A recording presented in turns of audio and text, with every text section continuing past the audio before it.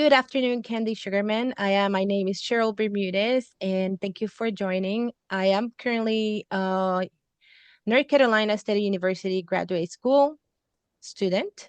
My background personally, I've been an industrial engineer and quality engineer over 27 years.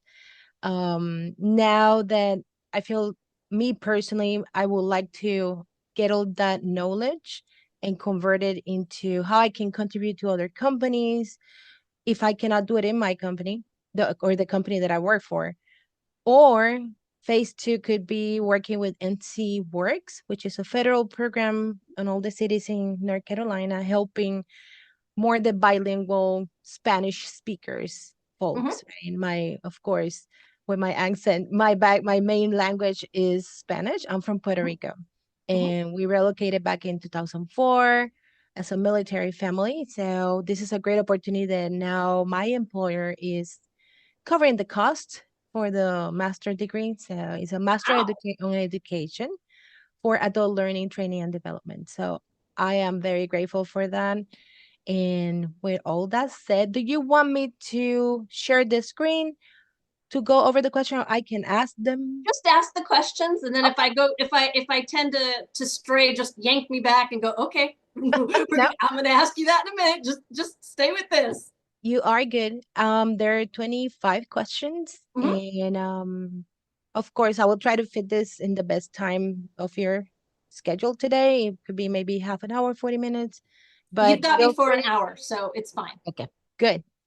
So thank you again. So the first question will be, we're going to talk about general background. It Hmm. will be describe your educational background. It could be a formal or non-formal education experience that you have had in the area in instructional design. Okay, so I actually have a degree in psychology from UCLA.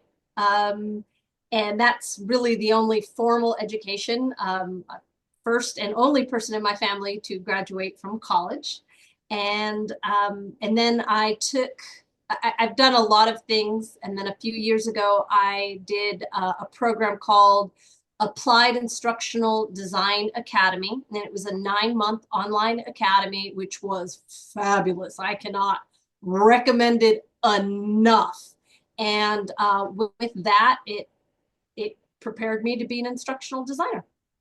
Nice. So that created your foundation and took you to the next phase. Good. Yeah, well, kind of. When you ask some of the other questions, you'll see how it built on some of the stuff that I already had. But that was the formal stuff, Okay, the it's good. UCLA and Ada. Mhm. Perfect. So that will cover also the question 1B, which it was what other degrees Mhm. or training you have had in help to help you during your work. So that covers that question.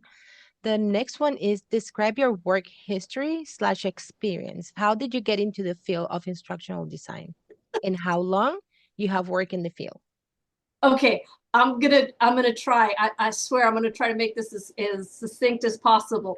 So I'm old.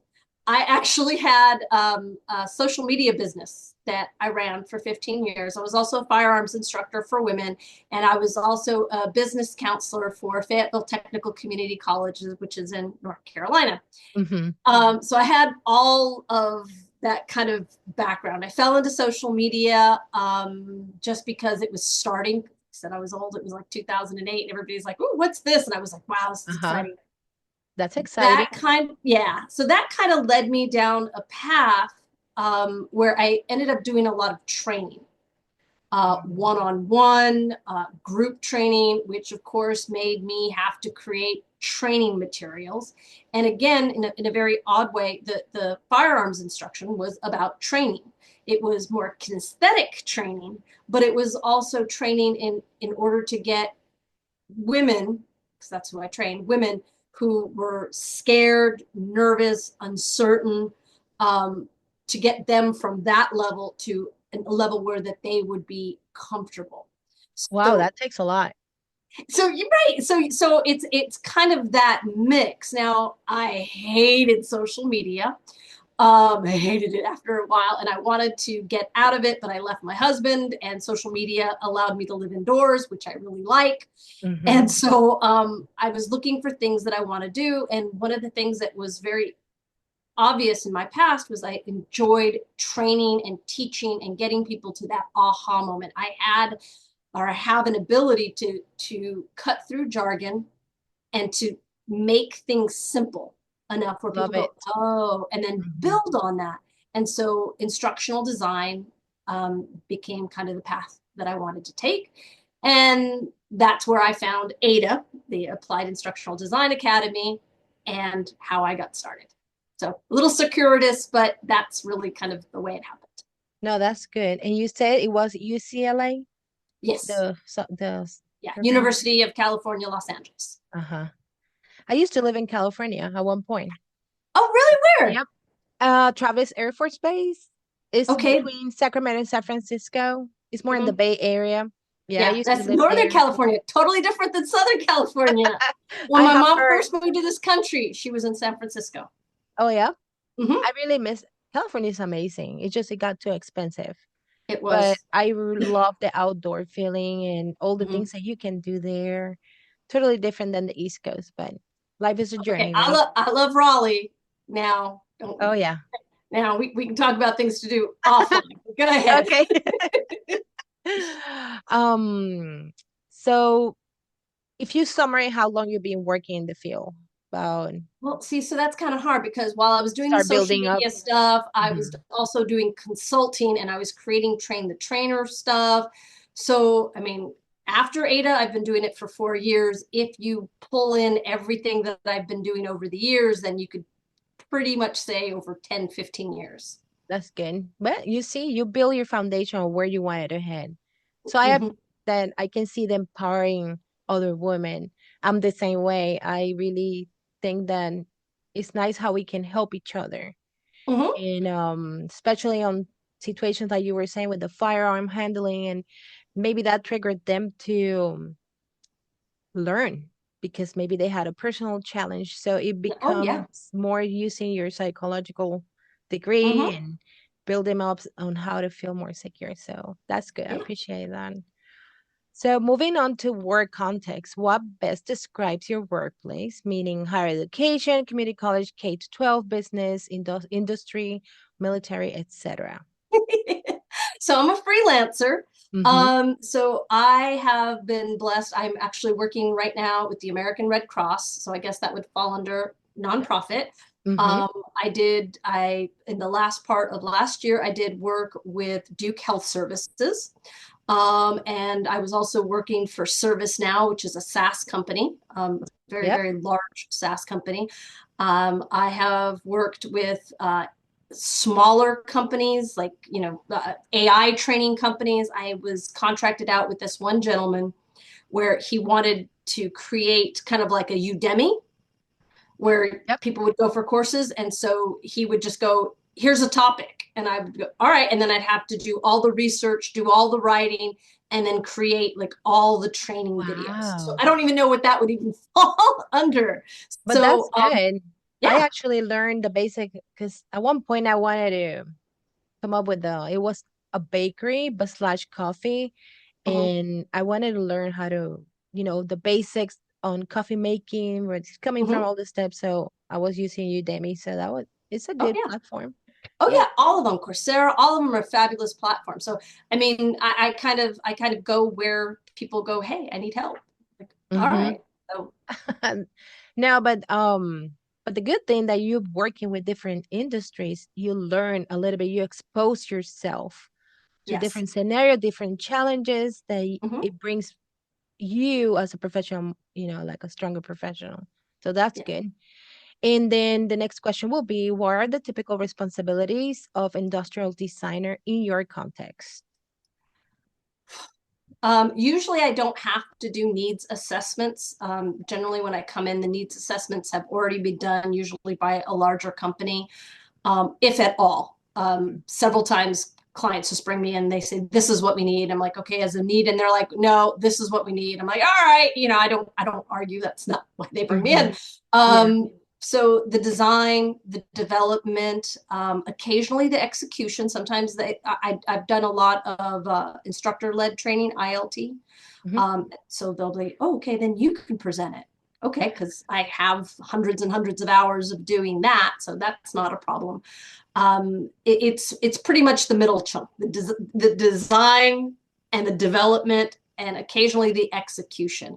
But Okay, because I'm a freelancer, I don't always get the either end of it. So the needs assessment is usually not for me, and then the end, I don't normally get to hear about like the feedback, and then do an iterative process of changes. which is nice to get that feedback. Of So that course, way you know, did I do good? uh-huh. Yeah. Is that something that you could like send a survey or something like that back No, to them? no, No, that's not. Let's. I mean, they don't do it. so I did have something like that with a ServiceNow, in which I did get feedback, which was wonderful. But most of the time, when you're a freelancer, they're like, bye. And That's it. yeah, Your work up to here, and that's it. yeah, you work up to here and you're great. Love you, bye. And then that's Mhm. that's about it. Okay, that's good. And then do you exclusively do instructional design or do you do other roles? I think we went already over this one that Right. it varies Yeah, depending on the customer, right? yeah, right. And the facilitation, so facilitation training is also something that I kind of have in my back pocket. That's good. So it's like an optional. In addition to design your module or whatever is needed, I can also facilitate it, which Well, it's more about me looking for gigs. So usually, Mhm. like when they hire me to create something, they don't necessarily, obviously with e-learning, they don't need me at all. But when I look for gigs, I'm like, oh, okay, well, I can facilitate as well. Okay, that's good. So now moving to the section of processes and approaches. The question will be, do you follow ADDIE model or any other formal instructional design model? It's usually SAM. So for Sam. for the Mhm. most part, it's rapid iteration is what they're looking for. And when I start with the client, I always like to ask them, okay, what is it, especially when we're talking about coaches that hire me or authors or any like smaller organizations where the budget is tight. I always ask, okay, do you want something? Because usually they give you zero time. I mean, it's ridiculous. They For have yesterday. right, they have no idea of how long this process actually takes. And so then it's like, okay, like, would you rather we have something, we test it, and then make changes to it? Or do you want me to go slow? And they're like, yeah. So SAM is usually what I follow. Okay. And I read online and even talking to my professor, seems like that's more popular just because of that, right? It's more Yeah. simple and being simplified is you can come up with And, something more right. And sooner. it's lean. And that's what they want. Mhm. They want lean. And 9 times out of 10, I don't know. I don't think they really either respect or believe that training does anything. So they're like, just do it. Just do it. It's a Yeah. box we got to check off. Go. Yeah, I agree. So the next one, are there any parts of this model that you use for SAM, for example, that you shorten or perhaps don't always follow? Like I because your mean, process time obviously, yeah. crunch, I mean, Sam, you do Addie would be like obviously the all the analyze different steps. something that I don't do, and the E, the evaluate never gets done. So yeah. So Okay, good. Um, what have been your most rewarding and challenging experiences in working with the subject matter experts? I'm not even an instructional designer yet, but in my career working with them, it's always something. so the more challenging parts, I'll start with the challenging, and so I can end up on the happy. The more challenging parts is obviously they don't have time, um, and so many of them have that. And I always describe this to people. I'm like, you know how to do something, and you have done it so long that you have created all these little shortcuts that get collapsed so that you're just like, oh, you just do this, right? And no understanding of all the little tiny steps that led you to this. And so that's probably one of the biggest challenge. They're very short on time and they can't tell you why. Like what I just had a watercoloring class the other day, and the instructor was like, okay, and then you just do this. I'm like, okay, why do you hold the The paintbrush that way, brush. and why that size paintbrush? And I noticed that you're going diagonal as opposed to just kind of back and forth. What is, like, all those questions, because as the instructional designer, I want to be able to replicate it. And I know that I have to be able to learn in order to train. Right. And so I'm You asking, have to know those little details. and she just, will you just do it? No, no, no, no, no, not you just do it, but Uh-huh. why that way? And so that's the hardest part with SMEs. And so on the good parts of working with SMEs is, I have worked with SMEs where I'm pulling out those questions and they're like, oh my God, that's brilliant. I didn't even think about that. Yeah, this is why I looked at this and decided to do A instead of B. And this is a valuation point. And, I just don't even think about it because I've done it so often. So I know that I'm on the right track when they pause and and you could see the wheels start turning, like, okay, why is it that I'm doing that? Uh-huh. Uh-huh. It's always challenging. I mean, in my role, I'm the subject matter expert, Mm-hmm. but because the background in industrial engineering, Mm-hmm. I tend to think always in processes, right? Step one, Right. step two, how it takes me there. But there are other subject matter experts that they don't, like you said, they just naturally do it rather Mm-hmm. than think by steps. Yeah. Right. Exactly. And those, you've got the ruler people and the squiggly line people. You're a ruler person. Yes. I'm a squiggly line person. So that's why I'm able to, like, dive deep with the other squiggly line people. But you know what? That's important too because Oh, yeah. it makes you more flexible and more open to any style of people that come to you, which Mm-hmm. is something on me that I know that I've through the years, I've been working on that, being more flexible to accept the style of the other person. Not that I don't do it, but how I can be a better person in that aspect rather Mm-hmm. than me thinking that it has to be structured in order for me to have it Right. done or whatever decision I need to make. Yeah. And the flip too, it's like when I'm working with ruler people, I'm like, oh my gosh, no, like, I can take giant intuitive leaps. You do not have to go step two, step three, but I get Uh-huh. it. And I'm like, Yep. okay, that's their process. So, That's good to know. So the next question will be, what is the role of analysis in your instructional design process? What type of analysis are completed and when? okay, You well, like follow I like said, a most specific of way? them, yeah, they really don't give me that. Um,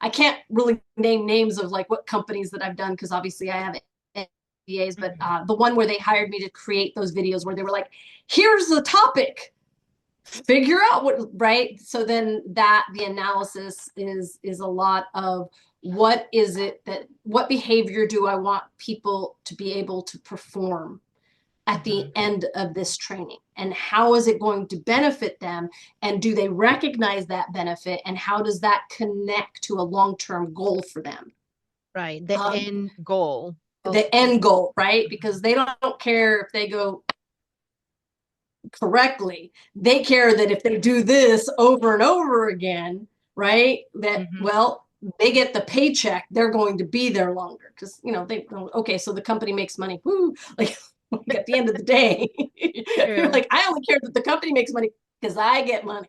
Uh-huh. You're gonna get So, yeah. paid. Yeah. And then the next question is, what is the role of evaluation in your instructional design process? But you mentioned that for the most part, I that step don't is get to the almost skipped. evaluation part, right? So I would say this, in Mhm. some of the clients that I have, the evaluation is really the SMEs looking it over, or the stakeholders looking it over and going, that's exactly what we wanted. This is what we believe our training needs to be.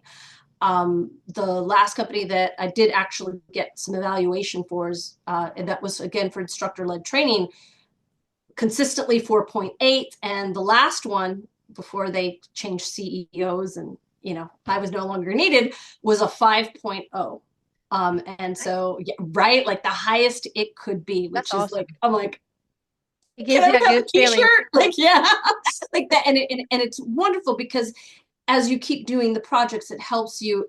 Am I doing right? Is the thinking behind the processes for it. And Mm-hmm. of course, with ILT, it's very interactive. And so when you have people, and this is like 6 hours worth of training. Wow. And so it has to be pertinent and it has to be engaging. And the people who are doing it have to realize, have to go, oh, yeah, I can see exactly how I'm going to use this. Mm-hmm. Because if it's not, then they're on their phone. Oh yeah, once you start seeing your audience going to the phone, it's like, ugh. Oh, yeah. Yeah, that's a And then the next question is like, what is the most important part of the instructional design process? What is the most important role that you feel you play in the industrial design process? Maybe it's just what you just said, that yeah. feeling, right? Mm-hmm. Of Yeah. accomplishment. Yeah. Yeah, I That can see accomplishment. that. Good. Anything else that you would like to add? I mean, I think I've said it before, getting that there is that feeling of like people going, oh, the Mm-hmm. aha The moment. aha moment. Right, I saw right. that on Yeah, your webpage, yeah, and it's true. That's yeah, always the good feeling, like, okay, they got it done. yeah, That feeling of accomplishment. exactly. Nice. So the next section, we're in question number 11. We're pretty Mhm. much halfway. It will be skills required for ID. So what software skills do instructional designers need? For example, ability to use LMS, articulate storyline, PowerPoint, etc. Okay, so I will tell you, I have no direct experience with an LMS. I don't need to. I'm as I mentioned, I'm a contractor, I'm a freelancer, and you usually just hit a button and say export to SCORM, so Mhm. then they can upload it into their LMS. Being an LMS administrator is its own separate job. So yes, obviously Articulate is the big Mac daddy out there. Everybody loves Storyline. Nobody has the budget unless you're a big corporate, right, to pay for Storyline, because it does take so many hours in order to create. So I usually mostly work in Rise, and sometimes a little bit of Storyline to add in there if there's budget time allows. Mhm. Um, I don't like Captivate. I have worked in Captivate. I What would you don't also, like about it? it's like PowerPoint. I mean, it's just like a fence, your PowerPoint. I mean, it's so stiff. And I cut my teeth. I learned about the e-learning tools in Ada, and we did Storyline. And after you do Storyline, where everything is customizable and you can go as deep and as intricate as you want, and then all of a sudden you do Storyline, you're like, or excuse me, Captivate, you're like, You don't want to go back I there? want to do this, I want to do Uh-huh. this, right? For It example, sounds I had a like it. client wanted it in Captivate, and I was like, okay. So I quoted her a price to do the project in Captivate. Well, Captivate doesn't necessarily have like audio that runs. Like there's a button that you can push on certain parts of it, like on the main layer. But if you open up like a little box, right, a hotspot or something, there's no audio there. And I'm Oh, like, but I want audio there. right. And I like looked Uh-huh. and looked and it couldn't do it. And she just abandoned the project because she was like, no, I have to have audio on every step of the way. And I'm like, okay, then you might as well do ILT. Mm-hmm. Obviously, an understanding of PowerPoint is incredibly important. I would even put Word in there because you are doing design docs, you're doing storyboards. Canva will take you a long, long way. I am not a graphic designer. I hate when people try to hire an instructional designer thinking they're a graphic designer. We're two separate animals. Mm-hmm. Two separate animals. Absolutely. Uh-huh. So let's see, what else do I use? Obviously, I use chat, GBT all the time. AI is a godsend. Right. Um, and I'm trying to think of other software. I mean, those are the ones that I mainly use. Well Said Labs for voiceover. Although there's so many things.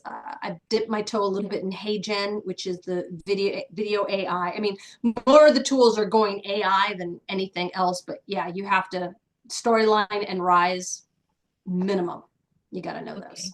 And then are those the same ones that you used to deliver, or you just use those for designing, No, yeah, that's the or delivery. both? That's everything. The full Yeah, that's thing? the full Okay, thing. Yeah, yeah. good. There's literally a button that's publish, and then you can publish it. If you didn't see, I have a link to my website, and on my website, you'll see my projects, some of my projects that I've Oh, done. Not stuff for my clients because I can't use that, but I've right. done some things, and I that's will take a usually. look. I know that I did, so I did see, I visited your web page, and I saw, Mhm.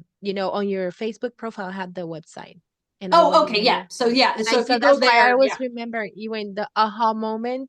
Yep, yep, And yep. I So really like that. That's yeah. very So if nice. you go to the e-learning, you'll see all the stuff, and that's usually what I deliver to the clients. Okay, good. Yeah, I will totally go ahead and Okay. revisit that. Let's see. What technical subject matter expertise skills, for example, knowledge of ID models, expertise in project management, do IDs need to be successful? Um, Special skills, technical skills in order to be I mean, successful? certainly you have to feel comfortable on the computer. So when I went through Ada, a lot, like 98% of the people there were teachers. And they were just this was during COVID, and they were just abandoning. And so many of them didn't know like PowerPoint or Word. They didn't know how to use Zoom. I mean, like some serious. So yeah, you have to have at least a comfort with learning and being on technology. And at this point, I would say you want to make sure you know chat. You got to be able to feel comfortable using AI, even if it's just straight like chat GPT and getting information off of it. That's good. Um, what are the most important soft skills that ID need to be successful and why? For example, it could be communication, collaboration. Yeah, communication and collaborations. You're going to be dealing with SMEs who, you know, are resentful that they have to take time out, don't want to spend time with you, don't know. Sometimes if you're dealing with higher levels, and I was dealing with people in technical places, right? And so you have to be able to communicate with them, but you also have to be the type of person that they're okay with, right? Yep. So my little secret sauce, in case you ever need it, is I would always start out anytime that they would introduce me to sneeze. I'm like, I always acknowledge, thank you for your time. I know you're very busy. I know that this is an addition to everything that you do, and I will be respectful of you. Let me ask you, what's the best way for me to communicate with you? Do you prefer email? Do you prefer call? Like I would make sure so that they felt that they were in the driver's seat and I was serving them. That's Right. good. That way it's not the way around. Yeah, that makes Right. total So sense. so then obviously now they're much more generous with their time because now they get to go, okay. And then I'd always ask, if I need something from you and you told me you were going to give me a deadline, you got busy somewhere else, what would be the best way for me to get back to you? Because I don't want to Mhm. be annoying to you, but obviously I have my own deadline. Oh, well, you can always just call me, right? So you have to be able Okay. to communicate. You have to be, I would even say charming. Yeah, yeah, and polite and and engaging. Yeah. And I would always start with them. Anytime I schedule a meeting with them, I'm like, my goal is to get off this call in 15 minutes. So I'm going to be as organized as possible so that when you and I meet, I will just rapid fire questions. You will tell me what you need, and we'll go from there. And then I'll get you off the phone as quick as possible. And let me tell you, they love that. And anytime I was like, I need to meet with you, absolutely, because they knew exactly what to expect. They knew that I was going to be respectful, and they knew it was going to be quick. Because if I could get them out of there early, they were good. They will. Yep. That sounds Yeah. fair. So that is a good soft skill, and obviously being able to organize mass amounts of data and figure out what needs to be kept and what needs to be thrown out. And then just being diplomacy is a big one, Mhm. because I had Mhm. one where I had two people who were like, you do this, and then a call with this person, and you do this. Both of them were stakeholders. And so I'm Wow. like, okay. And my go-to is always, I will do whatever you want me to do, Hmm. but I need someone to tell me who the final authority is. Discuss and let me know. I Yep. You both don't want to agree, be and on then that let me know what call. will be the final Right? decision. I won't be on that call. You just tell me whoever's left standing after that call, and that's who I'll listen to. That, yeah, it happens. It Yeah. happens. Mm-hmm. The next question will be number 14. Do you think the skills needed by IDs have changed post-COVID? Why or why not? I don't think. I mean, they're so. It, here's what I'll say. COVID pushed everything to e-learning, right? All of a sudden, there was this huge every spike. Everybody wanted to do e-learning, because everybody's got cooties, and then now. But the problem with e-learning is click, click, click, click, click, click, done, right? And the companies realized that that was not, in fact, very effective for a lot, especially when they had so many new IDs who didn't necessarily knew what they were doing, Mm-hmm. and then right now instructor-led training is like huge, huge. And so I would say now that it's more post-COVID, it's we want people in person, we want their butts in the seats, we want to be able to look at them, and we want to be able to have that back and forth relationship. Right. I feel like maybe even what the point that you just mentioned that during COVID, everyone turned that they wanted e-learning. Mm-hmm. I'm thinking not, of course, I was not part of it, but I'm thinking that also was on the downside, rushing things, right? Because Oh everyone yeah. had to come up with different Mm-hmm. training modules or lessons for students, whatever was the audience, Yep. but that maybe the whole analysis system didn't happen. It was Mm-hmm. just like bam bam, Yep. let's just make something out there and that's it for now. Here's the training that we have on PowerPoint, make it e-learning. That's what ended up happening. And Mhm. the training that they got was generally someone who doesn't know anything about learning and design. And then they went, okay, well, we want them to know this, and we Mhm. want them to understand. Okay, but that's not training. So Right, yeah. that's like check the box. Mm-hmm. Yeah, we did it. Exactly. Just they have to sit through this 3 hours and go, and then they're free. Yeah. Yeah. Well, we move into the next question, number Okay. 15, starting with project management. How much of your work is related to project management? I mean, kind of, I mean, it's all of it, some of it, I don't, I again, I own my own business. So, and I own multiple businesses at one time. So I manage my own time fairly Hmm. well. Right. When I'm in projects, occasionally they'll say, okay, well, we need you to do, well, I'm not a project manager, right? Like I love being responsible for myself. Don't ask me to go, hey, what about that? I don't like that personally, but you have to have some of that. I generally have someone who's above me who's the project manager and that I kind of report to, and I'll say, and then I tattle to the C-suite won't call me back, and okay, and then leave it at that. So did Hmm. that answer your questions? Anywhere from 0 to 100%. No, that's good. So do you use any kind of software to track your projects? Or you No. just have like a spreadsheet and you keep there the information? Yeah, I Nothing. mean, I suppose I should, but I really don't. I've always managed to keep everything straight and understand what my deadlines are and what needs to happen for each of them. And again, as a freelancer, I mean, in June through January, I had 3 full-time projects, and I just did it. Have you seen like and this is not here, but I'm thinking I work in program management at work right now, but it's more Mhm, for program controls, earned value management and mhm, schedules and things like that. And I was wondering, I know you mentioned that sometimes whatever it is, maybe there's another program manager managing that portion, but did mhm. they come to you asking you what percent of completion you are, so that way they report that to their stakeholders? I don't think anybody's ever asked me that. I mean, they're like, they'll say your deadline is supposed to be on Wednesday. You'll have it done by Wednesday. I'm always like, I'll be done by Tuesday afternoon. Like, Perfect. no So they problem. don't Like, come back to you, how far are you, asking. They right. don't did that I mean, email. usually, yeah, my last project, the last couple of projects, they were just like, okay, this is our deadline. Can you make it? Yeah. Okay, good. Okay. Yeah. So Nice. Okay, so what project management process do you use throughout your project? Documentation, meetings. You just said that pretty much is they hire you, you do your part, and then when it's done, you deliver. yeah. I Okay. mean, like with the stuff with the Red Cross, they're the ones that are always like, we're gonna have it, we're gonna send it to you this day. And I'm like, okay. And then like 4 days later, they're like, yeah, so it'll be more like next month. I'm like, okay. And then they're like, here, we need this done in 3 days. Can you do it in 3 days? No idea, but let me try. You know?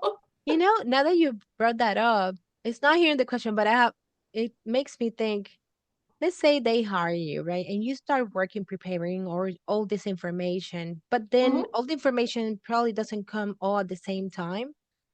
And you just have to sit until Mm-hmm. they come back to you. Yep. You don't Lots of get time. paid being a freelancer. You don't get paid by day For of waiting? work. It's just Nope. one project. Mm-mm. Okay. No, I Wow. get paid like okay, like I mean, so either most of the time I get paid like hourly, Hmm. so that then I'm waiting on them, and they're like, oh, well, we didn't have all the photos done. Okay, when will you have it? And they're like, oh, in 3 days. All right, Hmm. and then which is why I juggle multiple projects because there's always a high and a low. I can see that, especially, the bills to pay, you counting on Right, I them. like to continue to live indoors. Do you have a little doggy or a little I kitty? did. He just left. Yeah, Yep. I saw You the saw the curtains go like curtain. that. Cat or dog? Yeah, he's roaming around. He comes down here. I used to work remote, and of course, they asked us to go back to the office about a year ago. Stupid, stupid. Sorry. No, I miss it. I used Oh, to love to come really? at Go to the office? lunch. No, no, no, like work remote. I used to Oh love it. yeah, yes. I still Going to the love it. office is like the stupidest thing I've ever heard. The positive part of it is Hmm. like when you learn more from your coworkers, right? The interaction is a little bit different. And Right. sometimes if you don't have a camera, this interaction that we have right now, and Yeah. people will send you a text or a message, I will say, you don't know the emotion behind. And Right. depending, Yes. and that I have seen myself there is like, what they meant it. Did they were Hmm. mean or they Like, were is that nice? sarcastic? Uh-huh. Yeah. Uh-huh. Mm, yeah. So that's Hmm. the part, the negative part that it's nice to have an emotion Hmm. behind the words. But definitely going outside with the doggy and walking at lunch. I miss And that. just doing your life like it should be and not wasting your time. But that's a whole other, we can do a Hmm. whole other project on that. I know. So the next section, I know it's 238 and Mhm. we have maybe about 10 questions or even less than that. But the next one is just like you said, generative AI. So Mhm. do you use AI in learning design? Yes, absolutely. 100% all the time. Why you feel like it's great about it? What is Oh great? my gosh, because well, one, it helps organize my brain. It helps validate whether my ideas make sense. It can help me just understand. Like, can I tell you? I don't know if this. I can't remember if this is part of the question.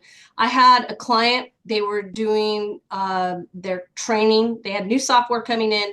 They kind of did an overall training, and then they needed that to be synthesized down to a help desk, right? So I could have sat and watched all 3 hours of the training, pause, type, pause, all of that. Instead, I asked AI to look at the whole thing and then create and look at it. And then I said, AI, go through and tell me what are the highlights.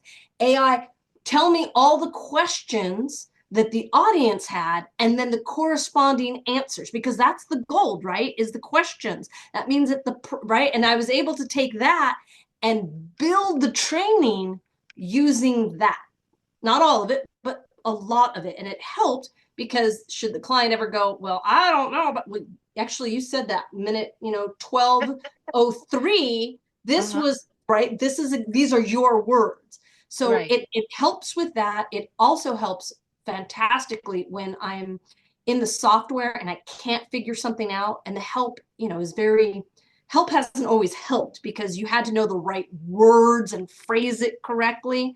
And so being able to go on to chat and going, hey, I'm on Articulate Storyline 360 and I want it to do X and Y and it's not working. Why is that? And it would give me an explanation, give me a workaround. Oh, can you write me the JavaScript for that? Here's the JavaScript.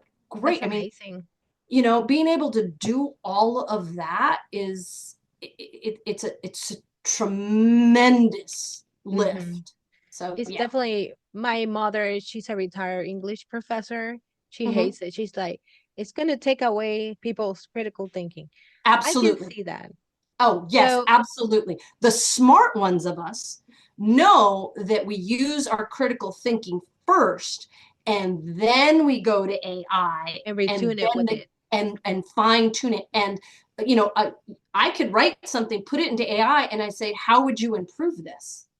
And AI would tell me how I would improve it, and then and I can have that. So yeah, the That's younger great. generation's lost. So sorry, you're all going to have to hire us Gen Xers forever because we know how to do this stuff and we That's know how good. to think.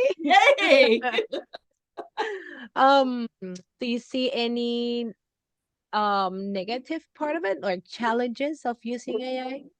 So yeah, the false belief by businesses that they can just plug things into AI and it'll automatically create these amazing trainings without having to use the instructional designer. Because I can tell you right now, that is absolutely, at least now, it is absolutely not what it will work. I had one client who I did not finish working for because I was like, this is storyline, it's custom, it takes a lot. And she's like, here, look, AI just figured it all out. And I'm like, yeah, okay. AI said that you create a box and you do this and this.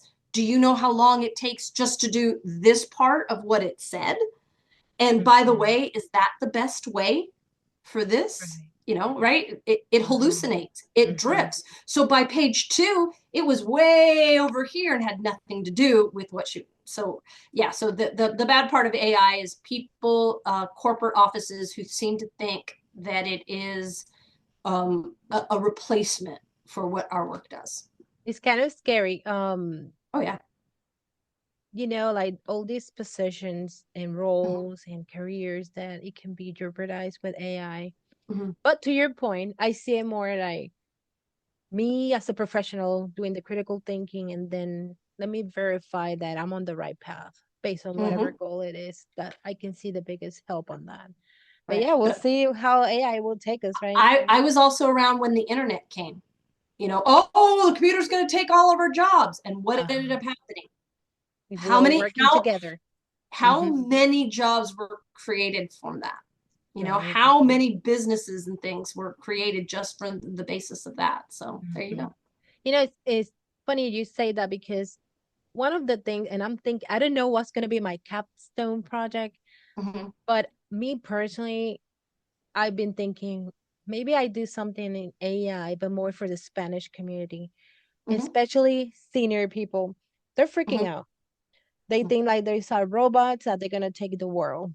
Mm-hmm. And I feel like it will be nice to, even though if it's not in Spanish, but more towards the city, or, the retired community or the more mature community that you and I, we deal with technology. But look what you just said, right? During COVID, all these teachers went to start getting the ADA course Mm-hmm. and they didn't have these basic skills that you Yeah. and I with it because we work on daily basis with it. Not Mm-hmm. everyone is like that. Right. I mean, Um, it was astounding to me that I was talking to people who were 20 years younger and they didn't know how to use PowerPoint. I mhm. was like, Yeah, it is true. I remember when PowerPoint was PowerPoint 1.0. Like, Oh, yeah. Back in time. I turned 50 last year and I have a 19-year-old daughter and I have a mhm, 27-year-old daughter. mhm, Um, and of course they're still studying, right. but here and there I try to show them these things because I want them when they start to work, they Mhm, know the basics of Microsoft Office, like yeah. O365 now, and what is Mhm, Teams, how you use Zoom, those mhm, basic softwares and technology yeah. that they're out there at the job. So Yeah. that's my mission as a mom to teach them Gotcha. that. When you were like, I've been at work for 27 years, I'm like, she's 27 years old. How is she even like No, talking to me like this? Like that. no. But we'll talk about that later. Let's go through the rest of it. What kind of training and practice should instructional designer have or seek out to work well with AI? Just use it. I mean, here's the thing about AI. If you want to learn more about AI, you go into AI and say, Help this is me. what right, help me. What should I do? And how can I best work with you? Like, I want to do this. this is like, let me give you something that'll make, because I worked with a client who was teaching AI to corporate offices so that they could filter it down to their employees. So go to AI and say, AI, I have this project. Ask me questions about the project so that you can better help me. And AI will come up with all these questions. And then you answer those questions, and now it's got its basis, right? And then you could do it, because most people just go, AI, tell me how to do this. And AI goes, here you go. Mm-hmm. But if you want it better, then you go, AI, what do you need to know about me in order to make this So the better? AI learn about you. Mm-hmm. You, exactly. So you have the question, you have the AI generate the questions, you answer those questions, and then you get on with your project. That and then critique. This is what I'm doing. Critique it, and then when it gives you results, say thank you. I want you to critique this. What could be better with what you just provided me? Nice. That's Right? great. Like, so Yeah. yeah. So that's how I would say ask AI how you can learn better on AI. It sounds like a partnership. Yes, it is. I do. I love AI. I use it every single day. That's I got my awesome. boyfriend into it. He has finally got and he'll have conversations with it. It'll ask him about his cat. How's Sweet Pea? Sweet Pea's great. Blah blah blah blah blah. He'll have conversations. The other day, because I haven't used it that long, I know I had a homework recently, Mm-hmm. but I took a picture. I just figured out that you can take pictures and show him. Yes. Mm-hmm. I have a plant that it looks Oh, sad. Planty. Yes, Planty And is I a took great a app. picture, and it's amazing how he shows me and guides me what I should Mm-hmm. do. So Yeah, that's yeah, awesome. yeah. I'll do that. I will take a picture of, or I have this, I see something, or somebody gave me a contract. Read this contract and tell me what I should be careful about. What Oh, should I know wow. about this? That's Yeah. great. Mm-hmm. Sheesh. Well, so the next section, and it's actually almost the last one. So the Okay. future of instructional design. How is the role of the instructional designer changing, or Mm. is it? So yes, it's definitely changing. And again, as we mentioned with AI, it has to do with really validating what AI is saying and adding that human element and that creative element. Because again, AI does not create. We as humans create. That's what makes us unique. And then and making sure that AI is there. There is a danger of it becoming like a sweatshop. I was on a call the other day, and this woman said, I've got all my AI prompts and I'm at this company, and they'll say, we need training, and they give us 3 hours to develop everything, like from start to end. And like everybody was like clutching their pearls, like 3 hours. Wow. And she's like, well, I've got to know how to use AI as effectively as possible, because in 30 minutes, I have got to have, what I'm going to talk about, how is it going to sound, what my interactions are going to be, what I'm going to use, and then I've got to do it. And I'm thinking to myself, that's just sweatshop stuff, next one. Yeah, right. And that there's a real danger in there. So I think that as IDs, we kind of have to pivot and really show the value of what creativity and what we can do and bring to the table. That is a good point. And it sounds like that's why we should emphasize on the difference between AI, what Mm-hmm. AI can come up with, and then us as a human involving and emphasizing more on the creativity of it and Mm-hmm. more the human part of it, of course. Right. Yeah. Because we're training humans. We're not training AIs. Exactly, right? Mm-hmm. And then the next one is, what advice would you give to novice designers who Mm-hmm. want to be professional instructional designers like me? Oh, create a portfolio. Create a portfolio, create a portfolio, create a portfolio, because that is going to be one necessary to apply to any job. Two, it is going to push you in a way that like just kind of having a theoretical thing it's just not going to work.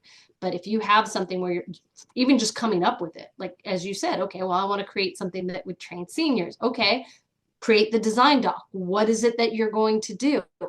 Like, what is it going to do? And how are you coming to the determination of whether you're doing e-learning or instructor led or blended training, whether you're going to do rise or a video, like, and then create your storyboard and then create it and then test it. Like all of that will help you, because at the end of the day, when you go for a job or a gig, they're like, tell us your process. Hmm. You got to be able to talk about the process. And the only way to do it is to do it. So Having come those up with a whole bunch of examples. stuff. Okay, that's Yeah. good to know. I will totally work on that as I Yeah, I'll go. be helping. I'm happy to help if you want, like if you're Yeah. looking for someone to consult with or Mhm. someone to help guide you or yell at you, whatever you want. Now I appreciate it, Candy. That's nice. Um, then what is the biggest mistake or the worst project outcome that you have experienced as an ID, and how you learn about it that it actually Oh, was the bad project? okay. So really, really bad. So I got this gig and this woman wanted to do 6 hours instructor led training. This was like I was fresh out of ADA and I know how to do instructor led training. She wanted on entrepreneurship, which, hello, I've been a business counselor for 4 years. Like I knew this stuff backwards and forwards. So she wanted a 6 hour training. She wanted not only the presentation, she wanted the facilitator guides. That's what the instructor would read. And she wanted participant guides, right? And I was like, oh, I could get it done in this many hours. And then I started doing it and realized, no, I way underestimated the hours. Like there was just no physical possible way because she wanted, at the end of the day, she wanted to have 6 hour trainings, right? So I was like, woo, I'm going to make money. I get to live indoors. And so I bid it to win it, and I realized that I way undervalued it. And then she was like, "Well, I wanted this, and I want this," and then she would change it. I was like, "Okay, we can't. I can't do this." Like, Yeah. there's at the end of the day, she's like, "I'm not paying you for any of the work product that you did," which was yeah. Yeah, she's like, Wow. I'm not gonna use any of your stuff. I'm not gonna pay you any of the work product, and we're just gonna end this right now. And luckily, I had gotten a deposit from her ahead of time to start work, and so I was able to keep that. But still, it because her project was so huge, I wasn't looking for other projects. So it took me like 4 months to find another project Oh to fill in the no. gap and without making that money. So that was the worst outcome. I don't know if that's what they were going for on that, but that's a life lesson and everybody should know about it. So did you learn out of it? Do you Oh, make heck yeah. contracts? Oh, Okay. yeah. It had nothing to do with the contract. She was a lawyer. There's Oh, no contract that okay. little old me was going to be able to do that this lawyer wouldn't be able to slice and dice. I mean, all she had to do was go, okay, we'll take it to court, go hire a lawyer, which would have cost me money, right? And Exactly. not her any money. So, I mean, right there, it was a losing Right there, proposition. it was not I fair. have had more than enough projects that would come to me and they're like, okay, can you do this in 10 hours? I'm like, you want an hour worth of storyline? It's going to take at least 140 hours for me to create, like from start to finish. And they'll go, I'm not paying you for 140 hours. And I'm like, okay, thank you. Yeah.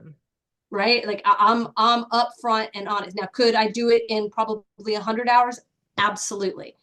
Would I only Mhm. build them for 100 hours? Absolutely. But the fact of the matter is that, it's just, you want it quick, you want it good, you want it cheap. Mm-hmm.